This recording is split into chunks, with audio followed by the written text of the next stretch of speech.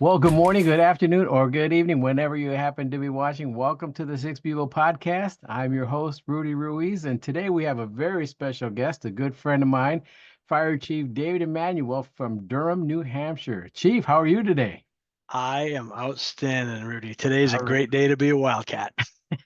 All right. That sounds full of energy already, huh? Ready to go, sir. That sounds great. Now, you have a very unique fire department, right? So part of your funding comes from the town, and the other part comes from the University of New Hampshire. Is that correct?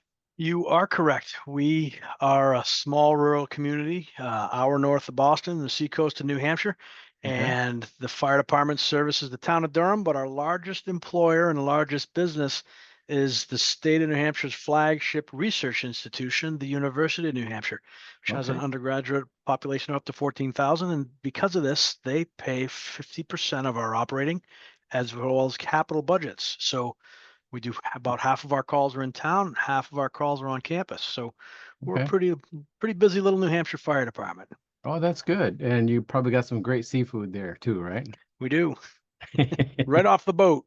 All right, we're gonna have to make a visit. I remember talking to when I was in the EFO class, talking to a friend of mine from Alaska, Unalaska, Alaska, and he said they were right on the beach and they had firefighters who were divers that would go down and get their lobsters and salmon and have fresh seafood for dinner. I thought, oh, that sounds so great. It's a good place to be. I'm very blessed to be where I am, and I'm very grateful to serve the communities that I serve. Well, I knew you are a consummate professional, and we've known each other for quite some time with the IFC, and I said I got to get this guy on the podcast because I know you value your people, and they have tremendous respect for you, and I thought you would be a great asset to our podcast. And we have a lot of followers, and we're putting on two conferences this year, one in Ohio and one in New Hampshire. And your executive assistant is going to be joining us in Ohio, right? And we are very excited. We've been talking about it the past 2 years, and this year the stars aligned. And yes, you are correct. We are very excited. Excellent. Excellent. And I am going to personally pick her up from the airport and give her a ride, personal ride to the conference and make sure she gets back home safely. So you can count on me on that. We're grateful for your hospitality. So I have a couple questions for you. In your experience, how does a skilled administrative assistant contribute to the overall efficiency and effectiveness of a fire department's operation? It's a great question. As the chief executive officer of the fire department, I am only as good as the team that I serve with, and I don't say that lightly because I can only be as effective as the staff helps me and I can be. I can do a lot of things right, but if I don't have somebody to help me, I can only be as effective as one person. The more people that we can get into alignment within the organization, whether it's a firefighter, a captain, a chief level, or an administrator, it makes all the difference in the world. And when I first transitioned to the chief's position, we uh, we didn't have alignment within the office staff. We had had some bumpy transitions in the with a number of different players, which resulted in our administrator who'd been with us for around 10 years. That person left the organization. And I found out pretty quickly that, Rudy, I got to figure out how to do payroll. I got to figure out where the benefits are. How do you work with the business office? How does the software work? We went out and said, what do we do? And the town said, well, hire a temp or find somebody to come in. And that meant I had somebody to answer the phones and help with some of the simple stuff. But to understand the systems that are in play, um, like in a lot of small town fire chiefs don't have we all have different level of resources. Sure. I'm very fortunate to have as an administrative assistant, and I know from not having one or having one that knows a little bit to having a consummate professional makes the world of difference to me and my effectiveness. Right, right. That's very important, and I know that you truly value your administrative assistant because of that. So, being that you've had this experience with your administrative assistant, can you share a specific instance where your administrative assistant's expertise or quick thinking made a critical difference in managing an emergency or a department crisis? I would say just by the fact that I don't have an administrative assistant. I have a partner who has the backs and wings of other assistants, a deputy assistant chief, Sure. a deputy chief, an Yeah. assistant chief, and me. It makes all the difference in the world. Just someone to work with. It's like, hey, Dave, you're supposed to be talking to Rudy right now. Oof, gotta go. Or, hey, don't forget you have something going on. Eh, And in a very polite, professional way, I can get a gentle nudge or reminder that means I need to wrap up this union meeting, or I need to wrap up the strategic, whatever it is, or I need to change gears, or I'm going to be out of position. And to have someone care that as an organization we're where we need to be, it doesn't, I'm not trying to say I can't manage my time, but to have somebody helping you makes all the difference in the world. Um, our administrative assistant is intricate to our team, and she helps provide a different viewpoint than somebody who used to ride the fire trucks and currently spends the money for the fire department. You know, she understands what it's like to be a good community member, a member of her church, a member of civic organizations, and what it's like to run a municipal organization. So not only does it have to pass the straight face test of the kitchen table, if it can pass the straight face tests for whether it's integrity, morality, ethics, or just public perception, uh, it's invaluable to have somebody who's not afraid to say, I know that we can do this, but should we do this? And like whether I bring it up first or our administrative assistant brings it up first, or the assistant or the deputy or a captain or a firefighter, I rely on our team to say, something's not quite right or something's not quite baked completely, or where are we going to, what's going to happen if we fund this initiative and it doesn't work. Mhm. So to be able to have a 360 view inside of our team is invaluable. It really helps us check and fact check and bring it, to create the inclusive environment that you don't have to have a bright chief badge to have a voice or to say this is important to our organization, and it's invaluable for me. Yes, very well said. I love the partnership comment, and that's one of the reasons why we brought this whole conference to fruition because we've always thought this is a valuable asset to the team, one that we don't often recognize as much as we should. And there's conferences for officers, for firefighters, and of course ours for the chiefs, but there really wasn't anything for executive assistants or administrative assistants. So that's how we came into this to show them that we do appreciate, much like what you just said about to let them know that they are a valuable, integral part of the team, and their input and their insight is brings tremendous value to the organization. And just by letting them know that brings them to a point where they feel valuable, not just valuable, but an integral part of the team, and understanding that they do have a viewpoint that's at least heard. May not always use their recommendations or consider their comments, but at least let them know that their opinion is valuable and considered, and they do have a tendency to appreciate that. So well said, well But said. I can't do what I do without a strong administrative team, and we are very fortunate to have the right people in the right place at the right That's time. good.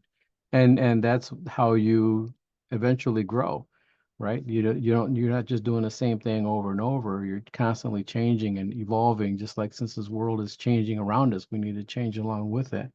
With that being said, looking at the evolutional, at the evolving nature of the fire service, what skills or qualities would be most crucial for your administrative assistant in the coming years to best support fire chiefs and their departments? I think the critical element that keeps coming to mind for me is the understanding and trust and relationship that we have. So, we can have an uncomfortable conversation or an awkward conversation because I trust my administrative assistant or executive assistant, even though we can't call this person that implicitly. Mhm. And I know that this person has the Durham Fire Department, the town of Durham, and the University of New Hampshire held in the best interest. And the value of A, establishing the trust, and B, building a relationship, that lets us continue with the team or building the collaborative force to get our projects done in a supportive environment where it's important to be able to hear and see all perspectives. I mean, it's one thing to have the administrative skills to do the payroll, monitor the schedule, administer the benefits. It's the next level when you understand how the schedule works or why it's important.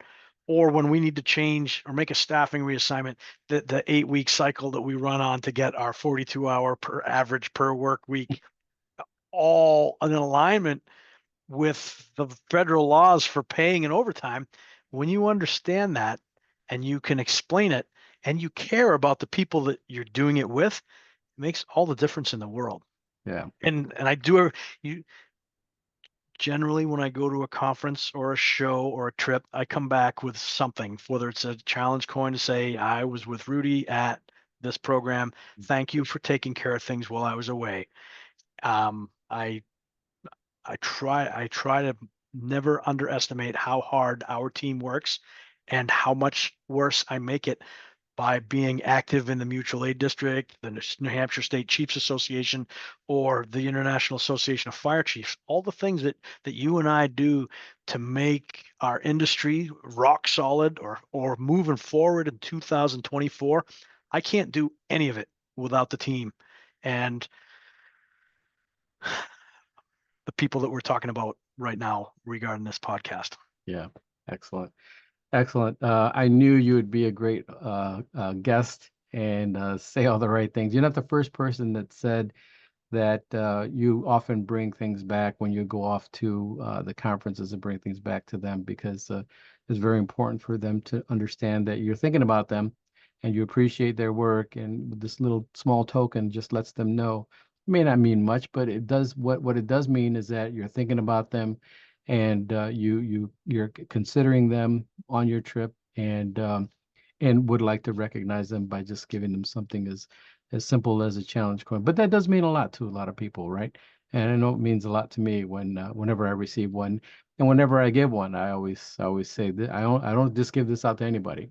I give it out to someone that's made an impact in my life, whether it's teaching me a point or two in a class, or giving me some ideas that's going to ultimately change and improve my life overall. So We're that just is even significant, asking the uncomfortable question, Rudy, I heard you say this. Is that what you meant? To give right? you a chance to say, that is what I said, and it's not what I meant. I need to change that communication before I'm in front of the town council. Thank you. Absolutely. I need to change, I need to change the way I just delivered that message before I presented to the firefighters union or before I presented to the ambulance corps. That kind of feedback where somebody can tap or just say, Hmm.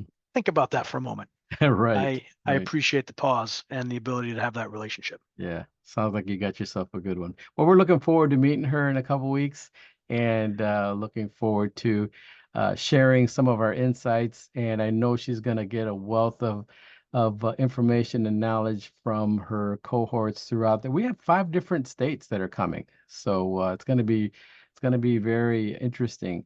And we have a lot of opportunities for them to network with each other, so they can learn from each other and laugh with each other and just kind of enjoy life, and let them come home to appreciate their job a little bit more by knowing that there are people out there that are just like them, that deal with the same type of issues, and maybe even come back with some new ideas on how to do their job a little bit better. That's what we're all about. We try to find opportunities for everyone in the fire department to engage in something that they haven't done before, whether it's a class, a college class, an online program, a conference, or a trip to the National Fire Academy, because sometimes it even the content in each of these programs is outstanding. The peers that we do it with and the network to know that people have it better and worse, or what we can do differently here to make it go one way or the other is invaluable. And Rudy, I appreciate what you invest to help people learn how to deal with us. Because uh, if you're a fire chief, you're not a normal person because none of Right. us are here to get rich. Everybody has a different motivation, and we're all well. I know that I'm quirky, so uh, thank you for your time and thank you for working to help the people that we can't work without because you're doing something that's fantastic, and I appreciate it. Thank you, Rudy. All right. Thank you, Chief. I certainly do appreciate your time. I know you're a busy man, and I'll let you get back to it and get your weekend started.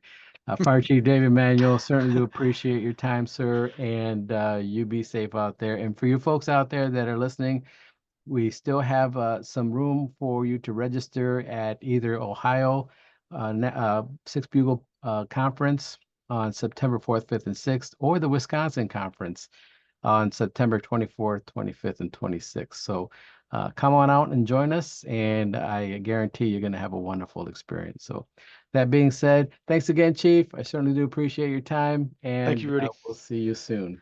Stay well. Thank you.